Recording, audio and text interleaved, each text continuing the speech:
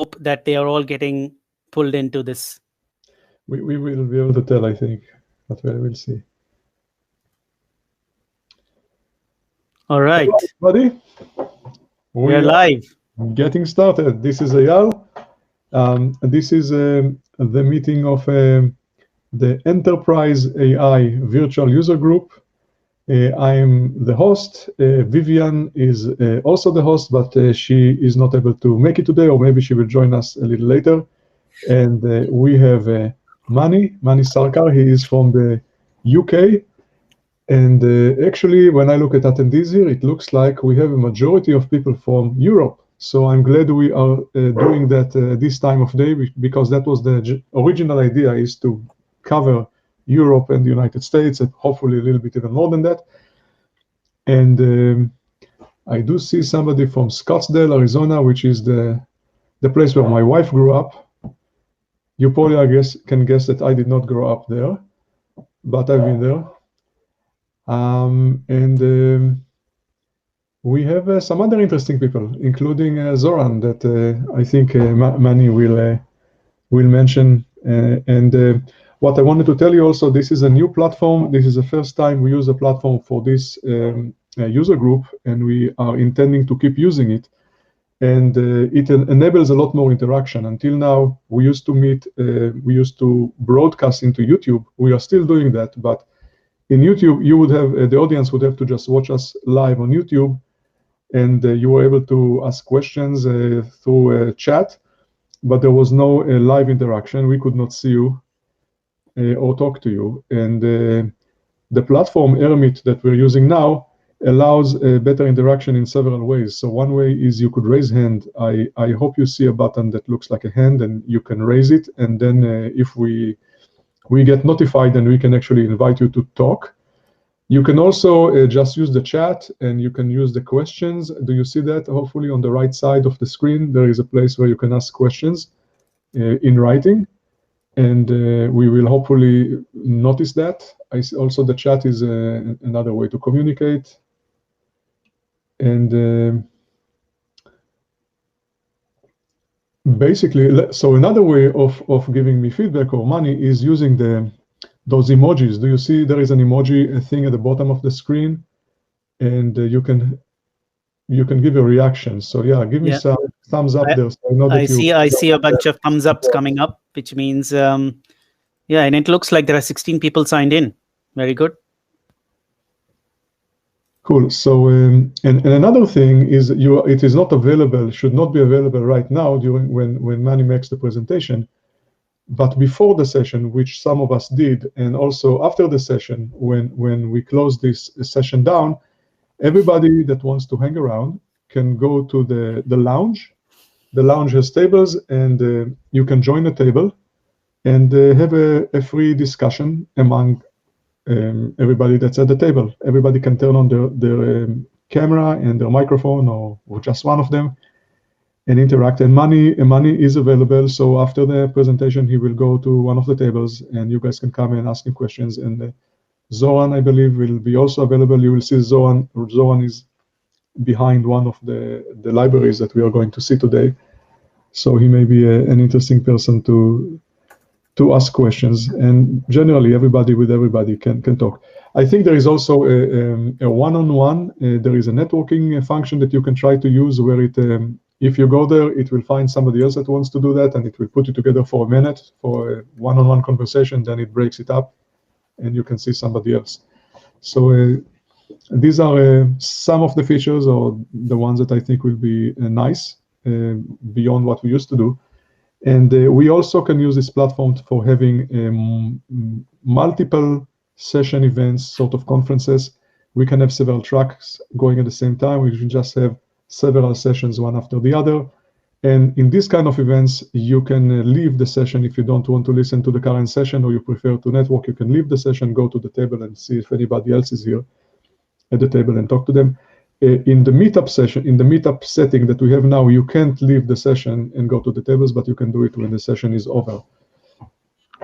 So Also, all this is recorded and eventually, and I think it's also streaming right now into YouTube, but if it doesn't work out, we will take the recording afterwards and put that in YouTube. I think it's much better for you guys to be here than just watch it on YouTube, but live, at least the live version of it, but it will stay there afterwards. So I think we're ready, unless let's see if anybody wants to make any comments or questions before we start. I see some things in the chat. I don't see the number of attendees increasing, so it looks like this might be like a constant number, and maybe somebody will join halfway. So let's do that. Let's get started. So I'm handing over the virtual microphone to Mani. I'm leaving the stage to Mani. I will become invisible now and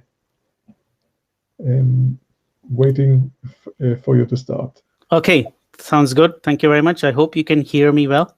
And also at any point in the presentation, if you cannot see my slides or the screens I'm trying to show, please stop me and I will try to make the adjustments.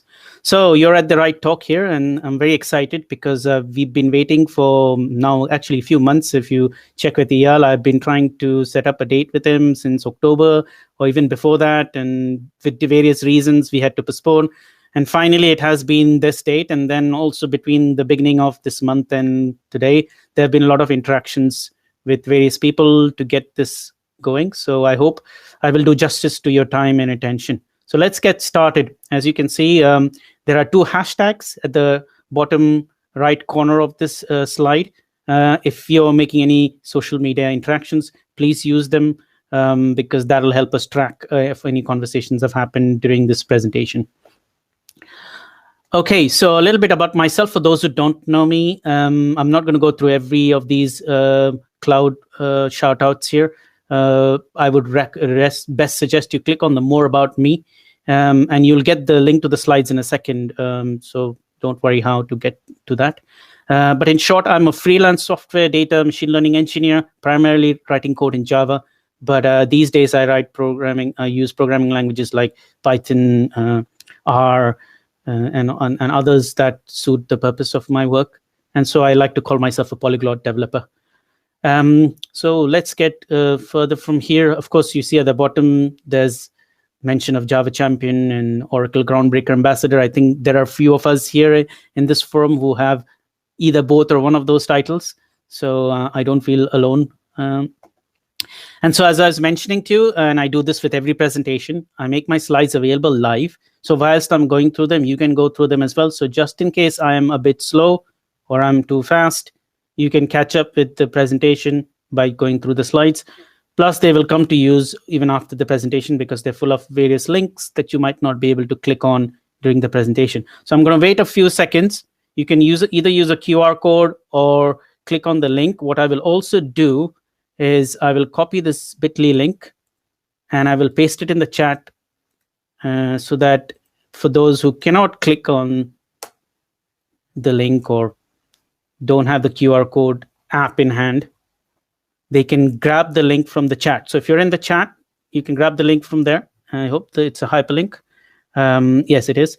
And so the slides are available there. It's a PDF. If you download the PDF links are then clickable. If you browse through the slides in the browser, the links are not clickable. That's just the way the browser renders the PDF. So I've put messages everywhere to just make this clear to everyone because people have had issues about this in the past. So I'm assuming we can go to the next slide because by now you've all got links to, well, access to the link, which then can be used. And let me know if there's any problem with the links. We can always provide the slides later on if you can't get access to them now. Okay, so a bit of a disclaimer. I always do this before my talk. I'm sharing my ideas and your mileage may vary. Obviously, we all come from various backgrounds and various levels of experiences and various perspectives. And this is a very broad topic and a deep topic, and it's highly possible that I may either miss one or more topics or I might make mistakes. So I'm already apologizing in advance. If I'm not clear in my presentation or what I'm saying, we can always clear this up during the session afterwards, or you can ask during the Q&A session, or you can even stop me in the middle and I can try to help clear it out. there's a lot of information and a lot of takeaway in this presentation. I always fill my slides with enough resources that I have gathered during the process of my research and presentation process. And so I share them during the presentation. Also to know that these are my learnings and maybe they are guidelines, but they may not be silver bullet solutions or one size fits all solution that you want to try in your production or real world problems, and try and test them out before you take them into production. And I just want to make you aware of this. And yes, please contribute to this conversation, to this presentation. Please tweet and share your thoughts and ideas about it.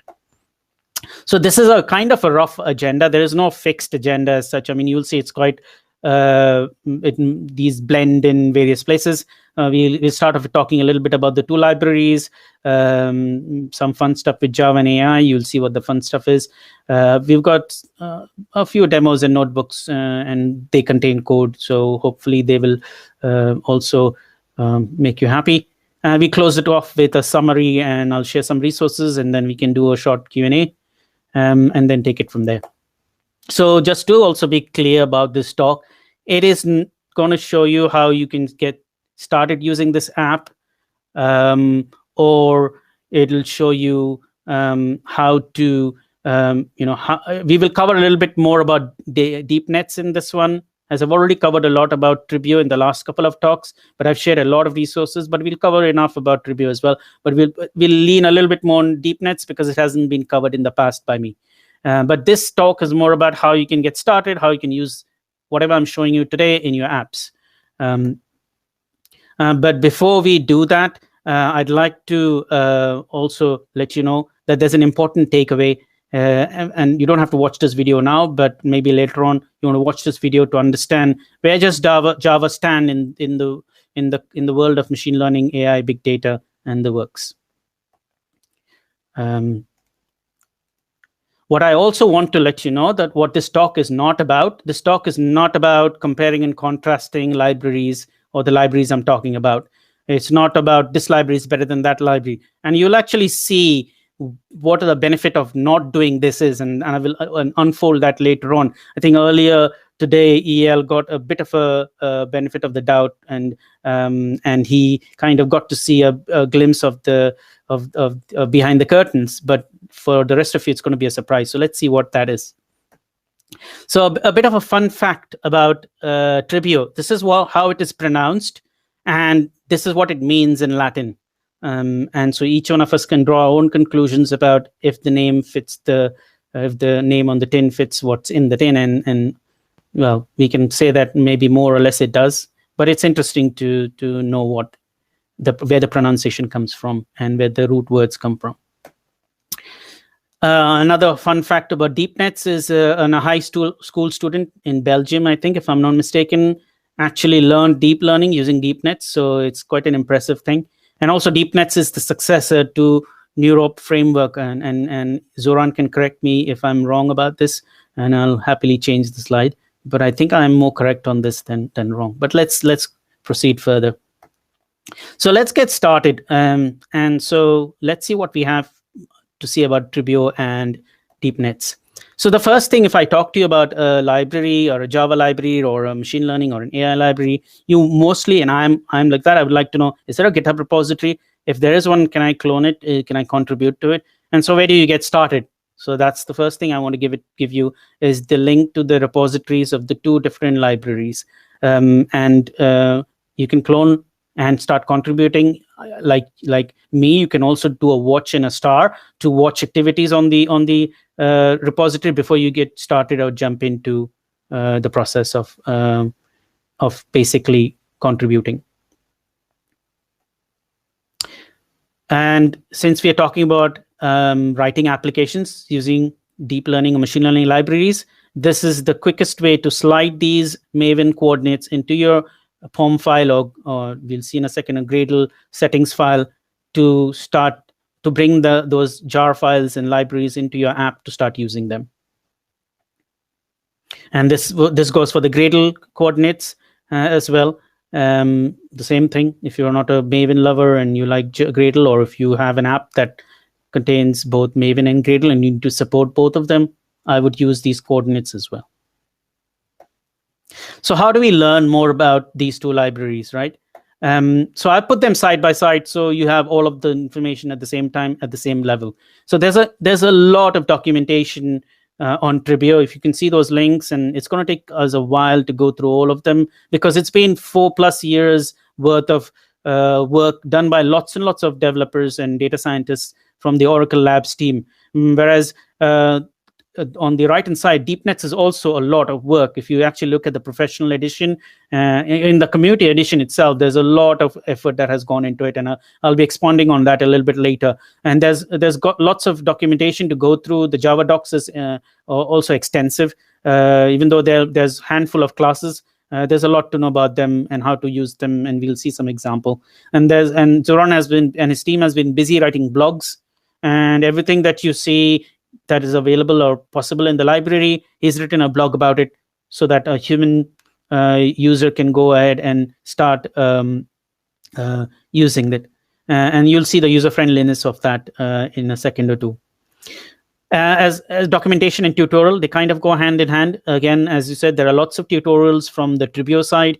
These are all links to the notebooks that the team at Oracle Labs have provided. And similarly, DeepNetts has got its blog posts with tutorials. And just recently, I took a couple of the examples in the code base and I converted them into Java-based notebooks. And I hopefully, if I have more time, will try to do that with the other examples as well. But these two notebooks are a good starting point for anyone to get started and get familiar. And we will see something more about these eventually in the rest of during the rest of the presentation. So, like me, everybody wants, like you, I like to ask questions as well. And so the questions are written down in frequently asked questions format in these places here. But you can also personally reach out to the team at Oracle Labs, or Adam, who's one of the lead developers in the Tribuo project, and also Zoran, who's the lead developer and steering the DeepNetts project. And both of them are very interactive and very quick at responding, and all the answers are very useful, and you can get started quickly. And I have so far been able to resolve many of my problems, even if they were sometimes workarounds, whilst I've been trying to use the library and learn about it and play around with it. So obviously, you're here to also know what features these libraries have, right? And I'm going to try to do my best to summarize the features, because as I said, these libraries have been worked on for quite some time. I don't know how many years Zoran has spent on this, but if this has been evolved from a interop framework has been a few years, even more than a few years ago, and plus we know Tribuo is 4+ years in its making. So that's a lot of features, both at the high level, middle level, and low level to look at. Let's see the features from the high level, and maybe we'll be able to see some granular features. So let's start with Tribuo. So at the high level, these are what I would look at when I'm talking about Tribuo is provenance, interoperability, type safety, because it's written in Java, so type safety comes with it. And it's got a whole cache of algorithms, and these are growing by the day. And the algorithms is the fulcrum of the library, right? Because we are going to use the library because it's got machine learning and deep learning algorithms in it that we can use to enhance our applications. And provenance comes from explainability. So everything you do in Tribuo is recorded and tracked. So all the way from opening a data set, creating a data set, amending a data set, to training a model, and to do other processes on the model, all the way to evaluation, you can track all of that, and you will see in the notebook. And I won't go into the details of it, but I've done a couple of talks previously where I have dived a little bit deeper into provenance, and you can get more insight there. But also the documentation and the links provided in this presentation on provenance is going to throw enough light on what that topic is. But some of you might already be familiar with the concept of provenance. And so that brings us to a little bit deeper into what kind of algorithms are there in Tribuo. And these are high-level algorithms. So you've got general predictors. Because Tribuo is also interfacing with other libraries and third-party components. You will see in a second there are interfaces between Tribuo and other third-party components that actually helps enhance its features. And in addition to that, it has got its own built-in functionalities and algorithms for classification, anomaly detection, clustering, regression, and These are not literally built in. Some of these are built in, some of these are shared with other third-party components and libraries, and we'll see that in a second. So as I was mentioning, interfaces to or interoperability, this kind of shows us how Tribuo's functionalities are bridging between its internal features and functionalities and the external ones coming from other sources, and those links, those hyperlinks, will lead you to the libraries or other packages that are providing that extra support to Tribuo to enhance its internal features for classification, regression, anomaly detection, clustering, and you name it, and even doing neural networks. There is one aspect where you can load models built in other libraries like PyTorch and scikit-learn. It's not built in yet, but I think in eventual future that might be also a possibility. So let's look at the features of DeepNetts, right? So DeepNetts has got a whole different style to it. First of all, the user-friendly approach you can see from the fact that you get an IDE that can help you monitor and analyze your machine learning and deep learning projects that you build. And I'll go deeper into it in a second. But there's also the wizard-based approach, which actually makes it easier for a lay user, even an expert, to actually walk through certain things and certain processes, all of the processes, in human understandable language, as opposed to using very granular or technical or system language. And that kind of is a value differentiator between DeepNetts and many other libraries and packages out there in this space, because user friendliness is very important and required when you are dealing with something as sophisticated as machine learning, where one thing can mean so many things and so many things can be done in many different ways, right? And of course, it's a Java-based library, so it comes with its type safety facility. And I was looking through the source code. Previously, I had a hunch that is DeepNetts purely neural networks based, and actually it is. Neural networks is a first-class citizen. So if you look at the code base, you'll see at every level there are helpers and other middle-level components that talk to the outside world and the inside world. But the core of the system is neural networks. And so, and Zoran can correct me here if I'm wrong, but this is what my observation has been. But we can discuss this later on in the session. So this is my overview on what I feel about DeepNetts, and let's see a little bit further. So the algorithms are, again, I classed them into these four, and of course, Zoran can help us throw light on some future ones or even the current ones that are hidden in there that I must have not noticed. So you could do your same classification, regression, and anomaly detection that you do with your machine learning algorithms and machine learning libraries with DeepNetts as well. And he's been working very hard with the JSR 381, which is the WizRec API, since quite some time. I think I've been hearing about this since 2 years now. And that's actually enhances the computer vision aspect. And one of these days, it'll become part of the Java API. I need to want to find out more about all the connection between DeepNetts and WizRec, but we can find out during the discussion session. So we heard a lot about these different libraries, and like any other presentation, it's not really doing justice if I cannot show you some code or it cannot show you a demo. So let's have a look at what Tribuo and DeepNetts do when we work with them or look at their code. So before I show you the demo, I just want to give you an idea or a feel of what the environment is going to be where I'm going to show you this. So I'm going to show you notebooks. I'm going to really show you a terminal because for this presentation, I don't think there is a need for a terminal session, but maybe I might show you some terminal session commands. But mostly I will show you notebooks, and notebooks are run inside a browser, and the notebooks are served by something called Jupyter, and either it's a Jupyter Labs or a Jupyter Notebooks server that is serving these notebooks.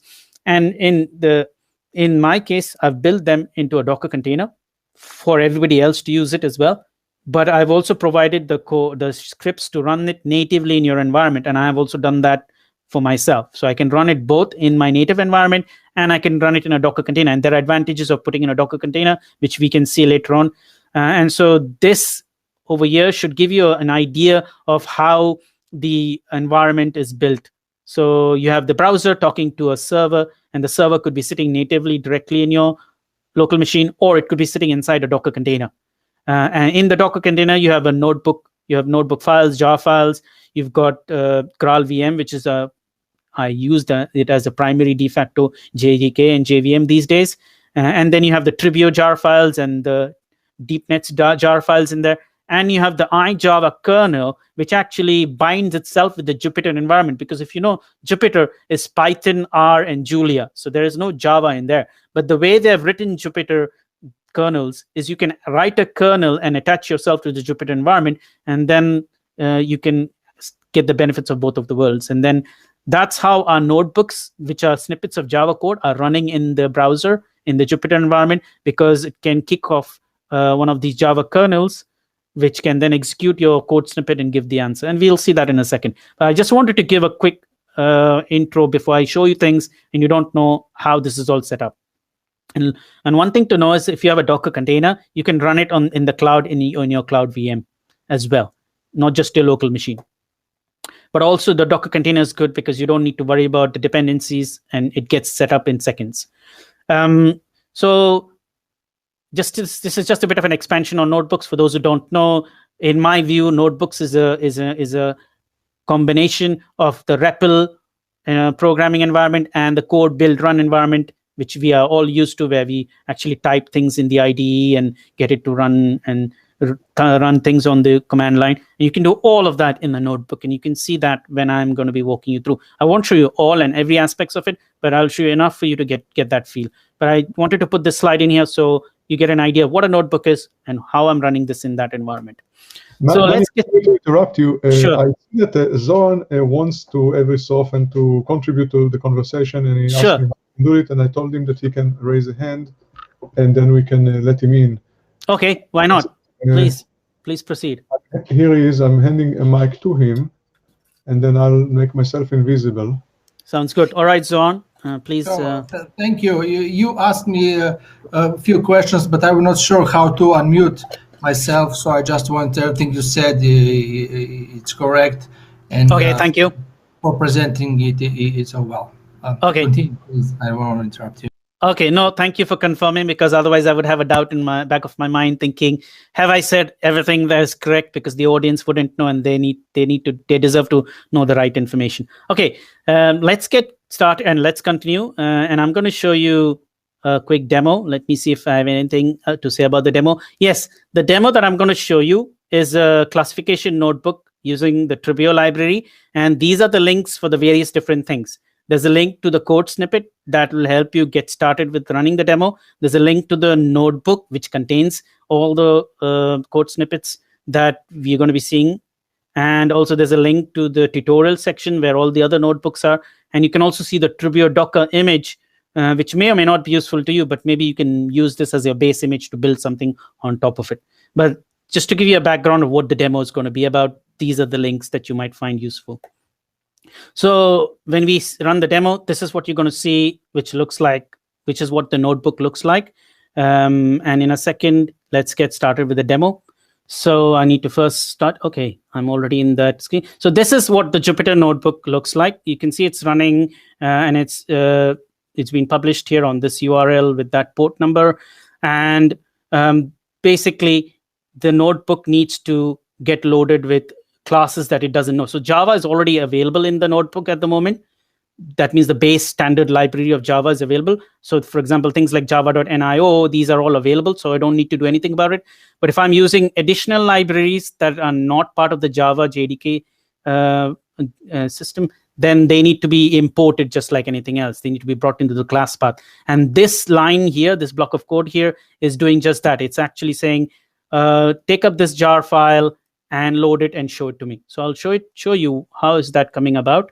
If we open up the tutorials folder in the Docker container, you will see that along with the notebooks, which are .ipnyb, I'm going to increase the font size. It looks like it's a bit smaller. So the notebooks are the ipnyb, the IPython notebook extensions. And in addition to that, there are data files that are needed to load a data set.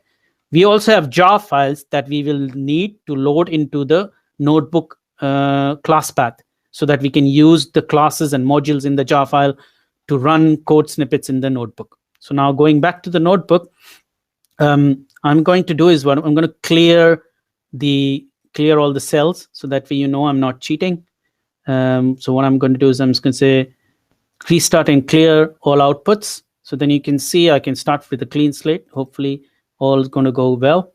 And then I run the first line. So the way to do it is you place your cursor in the cell, press Shift and Enter, or you can click on the Run button here, and it'll execute that code snippet. And similarly, we can do that for the next code snippets. And let's go and run the Tribuo section. So now our packages, our Tribuo packages, and all the other packages we need are loaded in the class path. Now, the way Tribuo works is it needs a CSV loader, and the CSV loader needs a label factory. Now, in this case, we need a label factory because we are doing a classification problem. But even if we didn't, we would need a label factory because our data set has got features and labels. Labels is also target. And so that needs to be done. That's just a simple initiation. And then this is the iris data set. This is a very famous data set which has got all the 3 or 4 different types of flowers. And these are the features: sepal length, sepal width, petal length, petal width. And we need, using those features, we're going to predict what species that is. So that data set that we just downloaded, which is in that folder, is now getting loaded using these 3 commands, 3 lines of code here. And we need to split the data set into a test and a train data set, which is done by that line. Once that's done, and you can see if a number appears in that box, that means it's executed successfully. Then we can split that data into its training and testing sets, and then it'll tell us there are 105 rows in the training data set, 45 in the test, and these are the number of features we have already seen, and number of classes. So there are 3 classes that are coming out of, you can see, because the 3 classes are 3 different types of flowers. We will see that in a second. And so once the data is loaded in the data set, then you need to train the data, right? So we need to pick a training algorithm. And in this case, we are going to choose logistic regression. Now, don't get misled. Even though there is a word regression in the name of this model algorithm, it is still a classification algorithm. And so we instantiate that model algorithm, and then we pass in the training data set. So that this line here is going to call the train on the trainer class and pass in the training data set. And so once that's done, we have a model instantiated, and in this case already been trained. It's very quick because it's a very small data set, and so we can then evaluate that data set using the test data set that we have put aside. The testing data set is the unseen data set that the model has never seen. And so let's see what it does with that. So it does the evaluation, and I know this does not look very because of the size of the screen. Maybe I can try to reduce the font. Okay, so this kind of now looks a bit more readable. I'm not going to go through every component of it, but this, from the names, like the 3 classes that we're talking about, they're mentioned here. The accuracy scores printed here. The macro average scores are printed here, and all kinds of other metrics that you're familiar with. We won't dive into them now. But then we also can look at the confusion matrix. The confusion matrix is very handy for classification problems to understand. Given a flower, did it understand it is a different kind of flower, and which other flower or which other class type did it understand, and how many times? So that kind of tells you how well the model is performing, right? How well the model is generalizing. And in this case, we can't say much because it's only a small data set and it's got a small sample size. But it gives you an idea of how you can go about, and really, this is not even 10, 15 lines of code. We already have a confusion matrix in hand. Similarly, we can dive deeper into the model metadata. We can execute that, but we won't go into the details of it. Earlier, I was talking about provenance. I won't go into the details of it, but I will definitely print out the provenance. See, the provenance in this case, let's look at the dataset provenance. You can already see that it's already recorded various things about the dataset class. It knows what class was used to create this dataset, what output factory was used, what is the name of the response, the separators, the path where the dataset is stored, the time when the file was modified, and the resource hash. That means if next time we do another experiment where the contents of the data set changes, this resource hash will change, and we can immediately see that when we compare two different provenances between two different experiments, for example. And this is very useful information. This is what I was pointing out to you earlier about explainability. Now, similarly, you can do provenance on the trainer class. We won't go into the details of it. And then these are all the further deep dive details of provenance. You can see it in various formats: string format, in JSON format. String format is not formatted well, but the JSON format gives you a nice hierarchical format.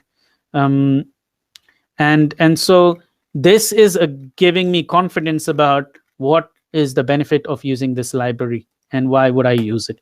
And so it's like any other machine learning library, or the model creation leads to also being able to load and save the library, which is what you're able to do over here. And so we won't go into deeper details of it, but this is typically how you would use Tribuo to do loading of a dataset, training and evaluation. And I'll show you some other examples where we can do some more things which will take this example further. So let's go back to the slides. And so that was the classification problem through Tribuo as a machine learning library. Now, I gave a talk previously where I go more into details of Tribuo and other aspects of Tribuo. You can see the slides and video here, and I think I've already shared this earlier. I have done a similar one for the regression tutorial as well, and basically it's just similar steps but slightly different outputs and slightly different explanations. But again, the presentation that I gave earlier last year, I think, should help you with that. So we're not going to go through the regression tutorial with Tribuo. We'll go through the regression tutorial for DeepNetts. So we had a look at Tribuo. We have resources to go to look at other demos of Tribuo and other aspects of Tribuo. Now let's have a look at DeepNetts. So again, I'm going to do a demo, but I'm sharing with you the links that you need to know to get to the demo. There is also a Docker container for DeepNetts. I'm not sure if Zoran realized this. I didn't share that with him. Maybe I forgot to. But everything that you can do with Tribuo, you can also now do with DeepNetts. So run it in a separate Docker container, run the notebooks. And so we will see one of the notebooks using DeepNetts now.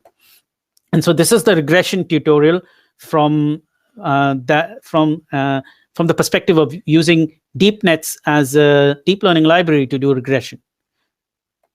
And so let's get started with the demo. I'm going to go directly to the notebook. You see it's already loaded for me. And for the benefit of the doubt, let me see if I've executed these previously. Yes, I have. So I'm going to restart my kernel and clear all the outputs. So by now you're already getting familiar with the Java-based notebook. If you're already familiar with it, then it's great as a Python user. But you can now also you could also do Java since some time. And so coming back to the notebook, we're going to solve a regression problem. Basically, it's nothing but this is a linear data set with two columns. There's the column X and the column Y. Y is the target or the label column. X is the input column. And so we're mapping an X to a Y, or a Y to an X, whichever way you want to look at it. And so I need this extra jar called examples because it's got some things in it that I use in my notebook. So I'm going to load that. And so if you see, I pressed enter and it got loaded. Now, you haven't seen this directive before, but if you do a percentage load from POM, it is similar to doing this jar, except you don't need to have the jar physically present. Like, for example, if I can get to, yes. So if you can see the folder in which this regression notebook is present, there's also a jar here. That means enable to use that percentage jar command, or magic it's called in the world of Python, in the world of IPython Jupyter notebooks. In order to use the percentage jars, you need to have that file physically present. What if you don't? Then the load from POM comes to the rescue. It's similar to what you would see in your Maven POM file, pom.xml. You just copy the whole of it and place it here. In fact, a good thing to see here is that you can also do exclusions, which you cannot do very well if you did jar loads, because I don't know how to do that. And if you know, then let me know. But with the load from POM's directive, you just copy and paste your POM XML. Of course, you don't need to put everything in it. You need to put very specific focused libraries. You can put their version numbers. In fact, properties also works. So you can set all the properties here, and you can spread the properties all across. So then you can control your properties from one place. And so then that is your POM declaration. And then I needed to also include the logs. For some reason, DeepNetts requires logs. So these different logs, and I've included all of them. I might even be repeating something here. Let me see. Okay, I'll leave that for later on. But I think I've included more logs than I needed. But I just wanted the error to go away. So I just decided to put all the possible logs. And so now the logs classes are also loaded into the class memory. And so we are now imported all the packages that we loaded from the jars. And this is the name of remember if I mentioned to you, the linear CSV, we can have a look at it later on. That's the data set that we're going to load. Input one, output one, I think it's talking about layers or neurons here. Our data set is going to be split by 70-20 ratio. And this 0.2, you will see it's just an input used to do a prediction. And so let's start with loading the data set. This is just one liner in DeepNetts world to load a data set. So you have even less code to write. And then you split your data set. And again, we did the same thing, 42 rows, 18 columns. I don't know why this number repeats, but maybe it's just how it is. And training the model is just 2 blocks of code here. As I was mentioning to you earlier, neural nets is first-class citizen. This is exactly what you can see here: a feed-forward network and a back propagator. And if not, I don't know about you, but when I was growing up, I used to look at these machine learning books. Or those days they were not called machine learning books, but when I used to look at back propagation algorithms and feed-forward network algorithms, they used to be like thick books and hard to understand mathematics. And Zoran has done all the hard work to encapsulate and abstract away all of that into these 2 blocks of code. And if you go further into the code base, you can see that these are much readable and understandable code. As I was talking to you, the neural network is already trained. Look at how many iterations it has done. And it has taken in milliseconds. Ignore this bit, it's not really relevant. So once the model has been trained, let's evaluate the model.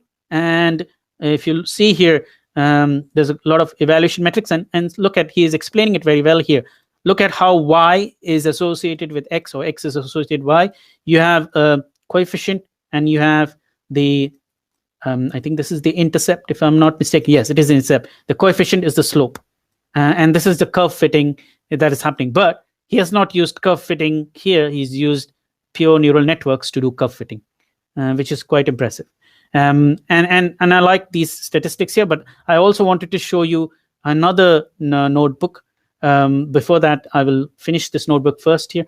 One drawback here is that we are not able to see the plots in the notebook. Although if you ran this program on the command line, you would see nice plots pop up. But I have captured those exception messages so that they don't make our output look untidy.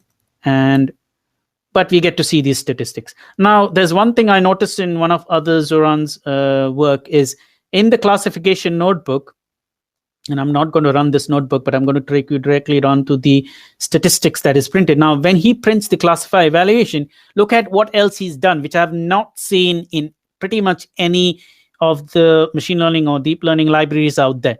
He's explained in English what this metric means. This is so super important because these are very powerful pieces of information. And these are also highly confusing. Just like the confusion matrix, these metrics are also confusing. If you look at some of the formulas behind it, they kind of overlap each other. It's hard to able to explain to somebody what precision and recall is if you don't have pieces of information like this handy before you. And so he's gone one step further, and this is really great. I would actually like to see some of this in the other metrics as well. And that way, when you look at a metric and somebody's asking you a question and you say, oh, the precision is 0.96. So somebody asks you, what does that mean? Is it good or not good? And then how good is it? These are all relative questions, right? So, and why and how is this relevant to what we just did? So this explains, and this is where the user friendliness and explainability comes in as well. And this is important. And I know I'm repeated myself already a few times, but it's worth repeating and staying around the fundamentals, which I see a lot of us not doing. I myself have been in that space, and that leads us to not able to explain what we've done. So this is one step towards explainability. So that's the demo I wanted to show you about Tribuo.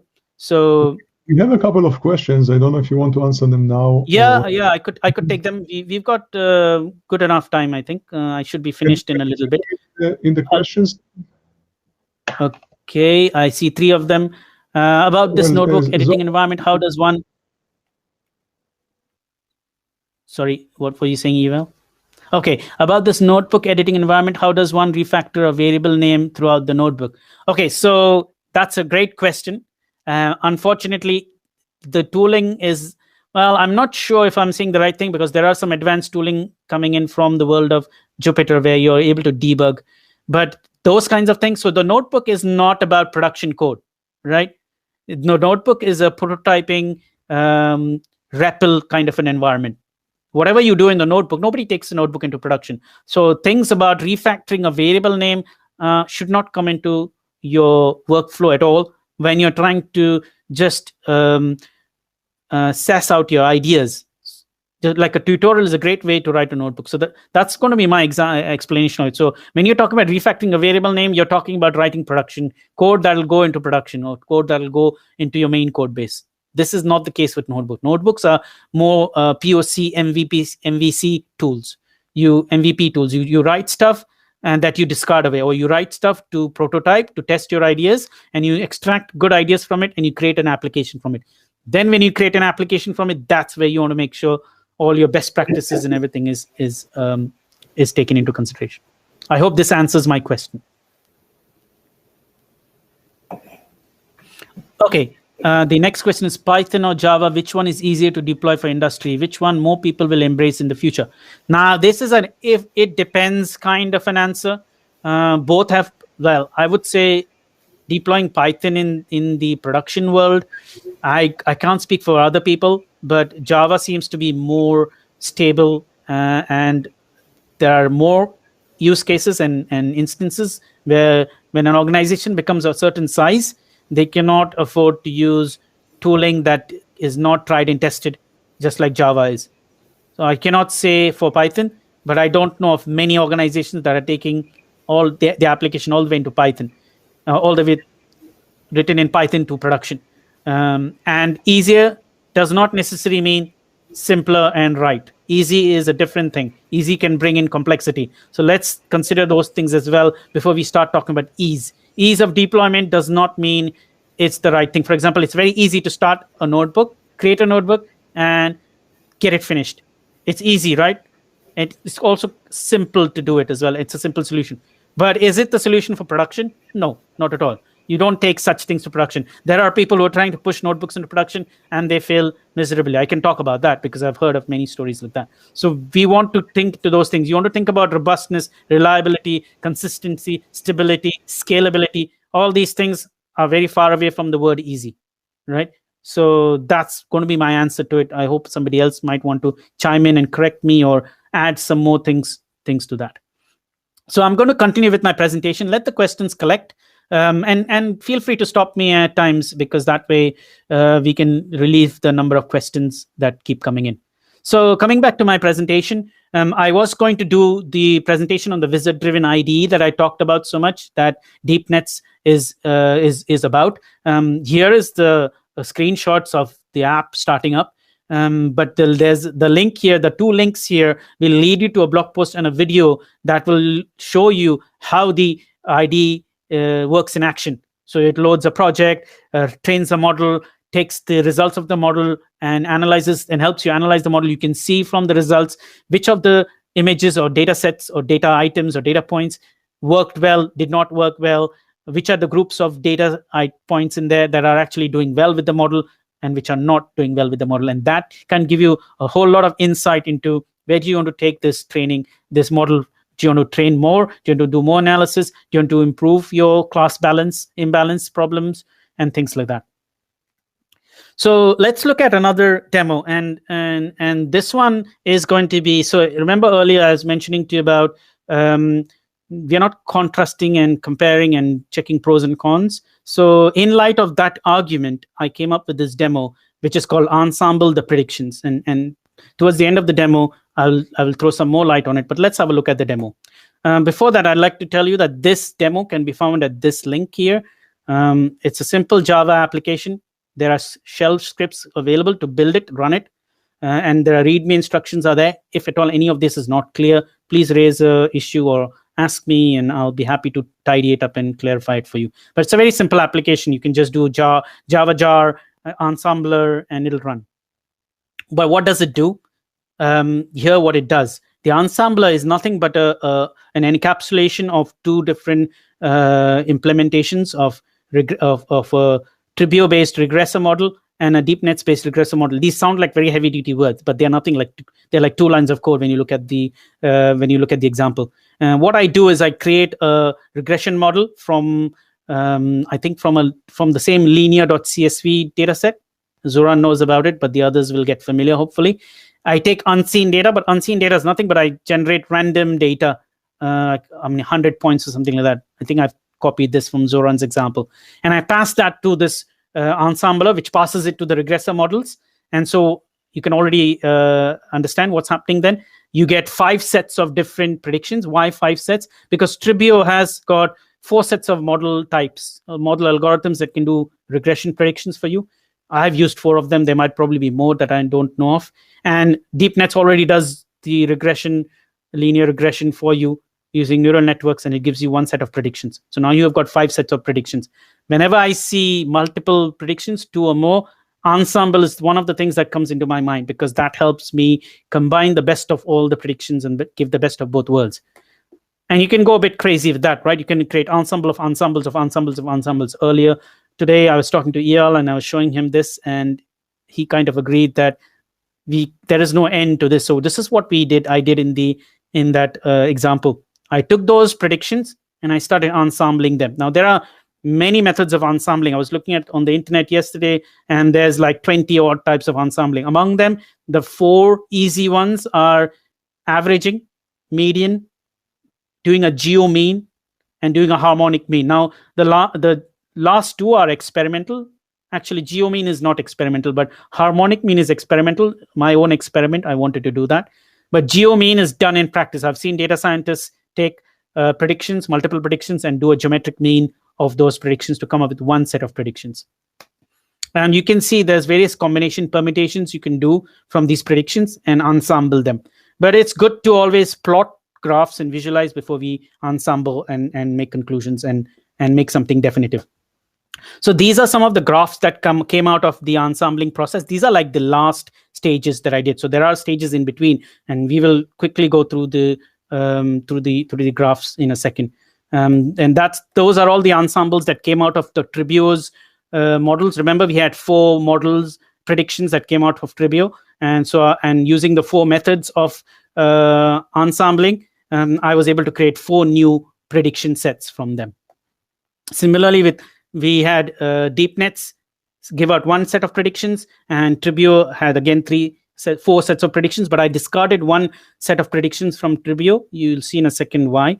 And again, let me explain when I come to the slides. But these are what you're going to see in a second. So just to give you like a introduction.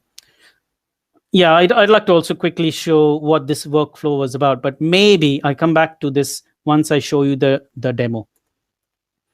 So let's look at the analysis. So if you remember earlier, I mentioned to you about the ensembler project example. This is what the folder structure looks like. It's got both Gradle and Maven form files settings in there, so you can build your app in either Gradle or Maven, whichever is your poison of choice. And in there's a datasets folder and an analysis folder. So I haven't shown you this step, but I have run the ensembler project. And when you run the ensembler project, it creates all these data sets. And these are the ensemble of ensembles prediction sets. You can look at them later on when the talk is finished, because it might start getting a bit meta, and I don't want you to get confused at this point. So let's look at the analysis. So the analysis are starting from the simple prediction analysis to the ensemble analysis. So let's open them all up.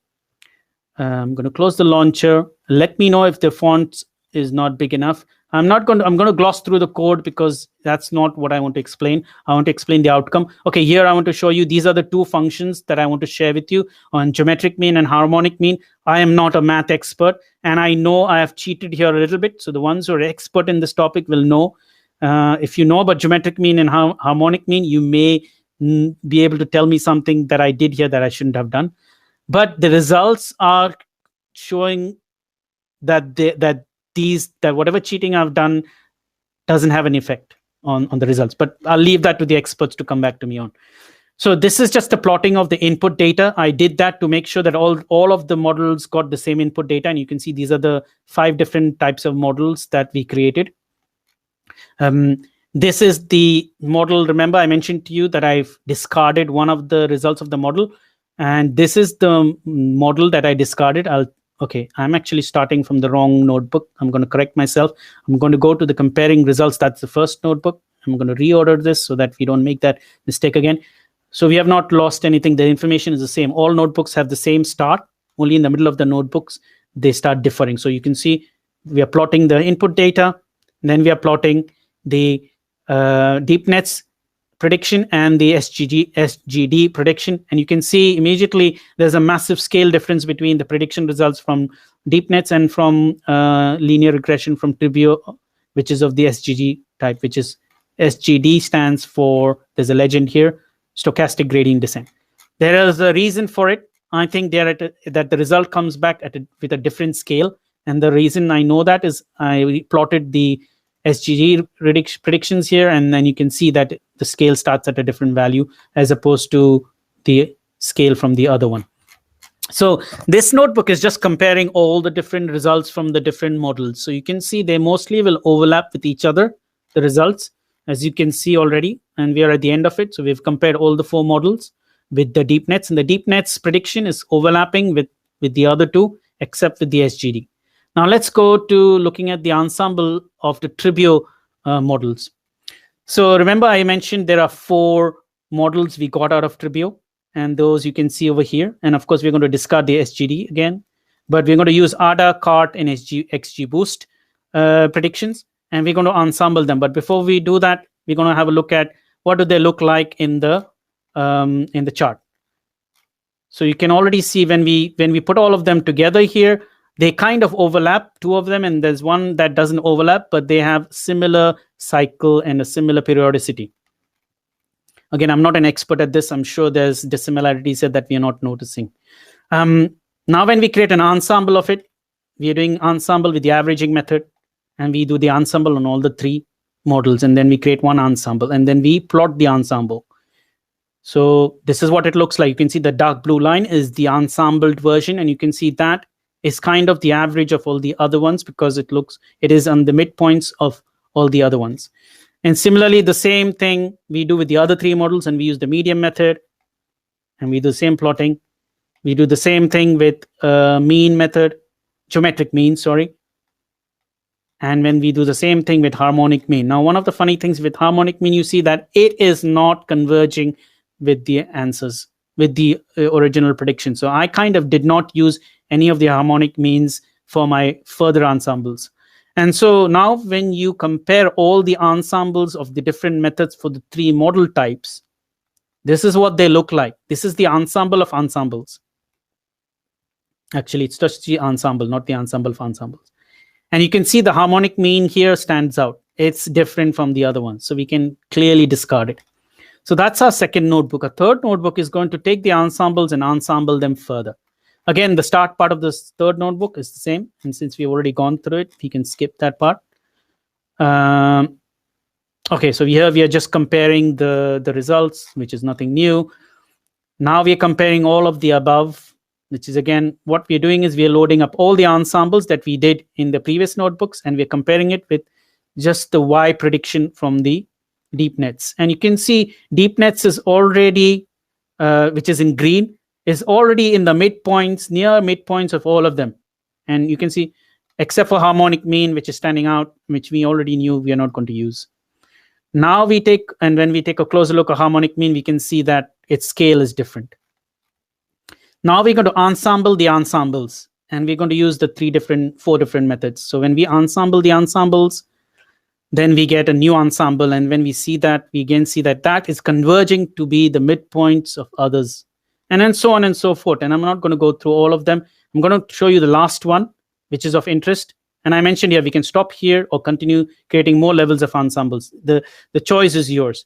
Here we have all the ensembles we created, including the DeepNetts and the Tribuo. So we have 4 models, 3 models from Tribuo, 1 model from DeepNetts that makes us 4 model, and we got 4 ensembling techniques. And of course, there are more we haven't done. And when we plot all of them, you can already see, excluding the harmonic mean, we can see all the other ones are now converging and aligning to each other. So, and ideally, I would have loved all of this to be in Java, and I will eventually convert them to Java, but I wanted to quickly illustrate this, so I wrote part of it in Python. So if you now go back to the slides, and now the workflow will make more sense for you. If you now look at the workflow, what I'm talking and alluding to is, given any ML or DL or machine learning or deep learning library or any other Java library, pass it onto generate output from it, like prediction or whatever. Maybe process it through another funnel. It could be a Python or a Java-based application that does that. And finally, visualize it, which is what we've done. So we've done pre-process, which is calculations of all the, actually it's post-process, it's not pre-process. Why don't I correct it right away so that I don't forget? So this is basically what it's doing is we've taken the predictions created by Tribuo and DeepNetts. We've taken those prediction data sets. We've post-processed it using my geometric mean algorithms and the harmonic mean and all those steps. And we visualized it. We created ensembles from them, which is what this post-process does. And then we visualized them. And this happened outside the Java world, but nothing stops us from building things that will bring this into the Java world, right? But this is what I mean by ensemble also at the application or library or framework level. Instead of thinking of differences, think about similarities and also combining those forces together. And that's where the ensemble has got a double whammy here. It's got the double whammy of the prediction ensembling, but also ensembling of the tools or library or framework, you name it, that has been used to ensemble it. I'm already noticing we are a bit over time, but I'm nearly finished. I don't have any more demos to show. So that was a demo. Now I have got lots of demos that you can try out. So remember the Tribuo folder and the DeepNetts folder I shared earlier. You can run CLI-based applications, or you can run it in your IDE. I'm not going to show it to you now. You can build native images using GraalVM. All of the scripts, all of the steps are shown to you. They are single shell script commands. You can run and get the jar files from them and see the executions. You can also create performant native images, which is one step further with native images. Native images are already performant, but you could do something like the profile guided optimization if you're using Graal CEE version, or you could further compress the native images, and you can do this in combination. So you can create profile guided optimized native images and then compress them further, or just use compressed native images on top of your native image. And that makes your native image even faster to load into memory and execute. And you can see how that is done in those links there. I did not show you this, but there is ability to deploy these notebooks on the whole Docker container containing your Tribuo or DeepNetts application onto the cloud. I will show you something later on if there's time, but let's assume for now, and it's not assumption, the truth is, if you click on those links, it'll take you to the scripts that will help you create Docker containers and even Terraform scripts to create Terraform instances. Like you can instruct Terraform to create and destroy cloud instances. In fact, the demo that I showed you just now, if you were careful in looking at the IP addresses, these are cloud instances that I just created on Oracle Cloud. And this one, you can see on the same instance, and this one is on a different one. And I can show it to you in a second how I destroy those instances. But for now, let's just stick to the fact that they're running on the cloud. So I only ran one notebook container on my local machine. The other two are running on the cloud. And that means if at all I don't shut down the containers, those IP addresses may be available and you can play around with the notebooks. But I'm not going to leave them open for you. I'm going to shut them down moment we finished. I created last year, in the middle of last year, I created this chatbot application. I still need to do some more work on it, but it's really a fun one. You can make a lot of chatbots talk to each other. and I'm using the Quarkus Halidin, and what was the other framework that I used? I think it's, I can't remember here, but there's a third framework that I used. I think it might be Micronaut. And these are all chatbots written in each of those frameworks, and they are actually talking to each other. I need to do some more work on there because the queue system there is not really great. Okay, we're nearly coming to an end. So let me talk about release and licensing. Tribuo, I just checked earlier. It's on 4.0.2. It's an Apache 2.0 license. It's a developer community-friendly license. I'm sure most of you will agree with me on that one.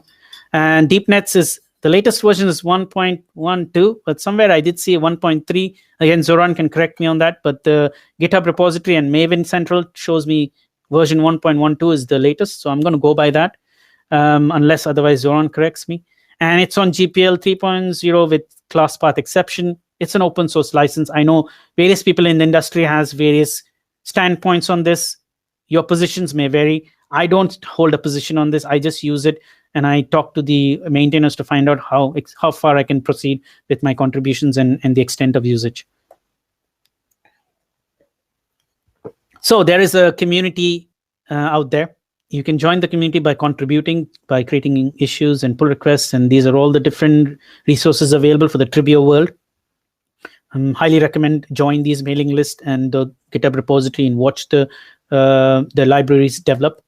DeepNetts also has GitHub repository, and since I think a couple of weeks ago, Zoran sent me a mail and everybody else that the DeepNetts Professional Edition is available for free with a free developer's license. I think Zoran can throw more light on that later on, but I provided the links here so you can go and download, register, download the version, start playing with it. So let's summarize all the things we've done. So we can see that these libraries that we just saw in the last an hour and so minutes are built on good foundation, and they have a focus on user friendliness and the end goal. And particularly the library Tribuo focuses on provenance, and you can see DeepNetts strive to make it user friendly by providing you with an IDE to monitor and analyze your model building process, and also Wizard to help you go through that process. I haven't shown you the runtime performances, but I have personally done some benchmarks on smaller data sets, so it's not very reliable to conclude on them. The results were good, and of course, with the help of GraalVM and native image and compressed image and profile guided optimization, we can only take those limits further and make it even further optimized. And that means that if we have a large data set, I think we might perform better than other systems out there. Don't quote me on that. Please go and try it out. But this is my observation looking at all of the things that have been happening. But I seriously need to consider doing a training on a very large data set using like a very optimized native image and using like a usual tool like Python or something like that. And then we can see. I haven't shown you how to deploy on the cloud or to run or create a Docker container, but the scripts are provided here. We know how to do it. It's just the matter of going and finding out and using it. And please come back to me if you have any issues and difficulties with it, because they are made of various different components, and there is a cross-cutting concern across multiple layers, and so there are moving parts. And so if one moves away a little bit, and I found that out over the weekend and earlier this week, that some things didn't work and I had to change. If you look at the last commit message, you can see how I've been frantically fixing the shell scripts so that they work. So finally finish the summary. We are talking about an open source project, open source libraries with community friendly licenses. And I just wanted to remind and emphasize that Ensemble brings combined benefits of 2 or more, and it's better than the individual differences.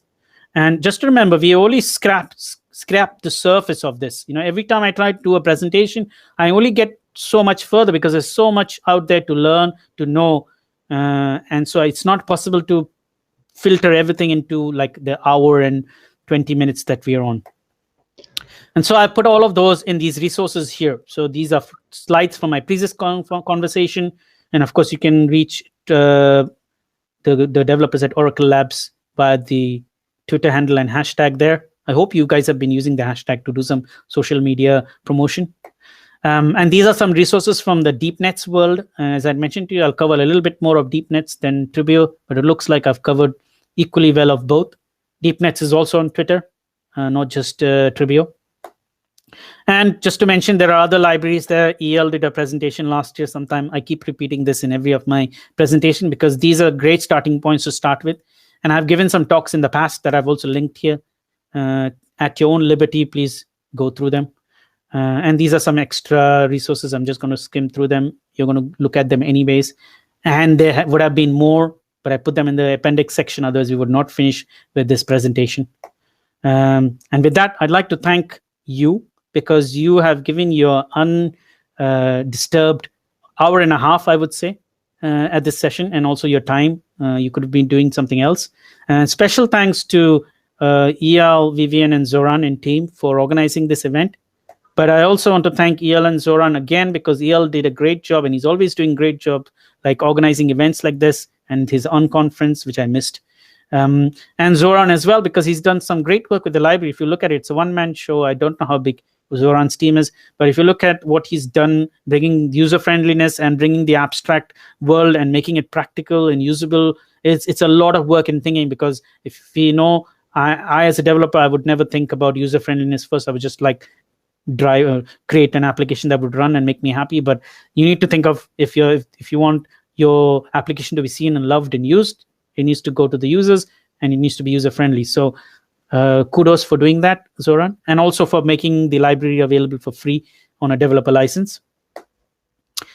Just basic citation, there are artifacts in this presentation and images that might be from other authors and creators. I want to say that I credit them for it, and they remain the original owners.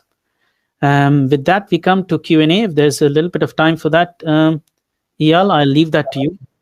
I will have to leave very soon. So what we can do, look, there are 3 questions currently in the Q&A. One of them, at least I think, is a sort of more philosophical, or I see even more. Mm-hmm. I'm not sure if you see that you can answer any of these questions in a very quick way, then do it. But otherwise, I think whatever you can't answer now, or it's not very short, let's take it to the lounge and sit at the table and do a conversation. Yeah. I will need to end this session in 3 minutes or so. And sure. At this point, you can go to the lounge. Okay. What I'm going to do is I'm going to just copy all these questions into my notepad. I think I can answer some of them. Let's go to the lounge, because I think I've already, I don't know if I'd exceeded, but I was planning to finish earlier, but it so happened that we didn't. Okay. Let's go to the lounge. I've just copied this over. And so what I'm going to do is I'm going to, how do we go to the lounge? Okay. It will be available when the session is over. Right now, you okay. Sure. Why don't we finish the session? Let me thank everybody. And these are the links to the social media.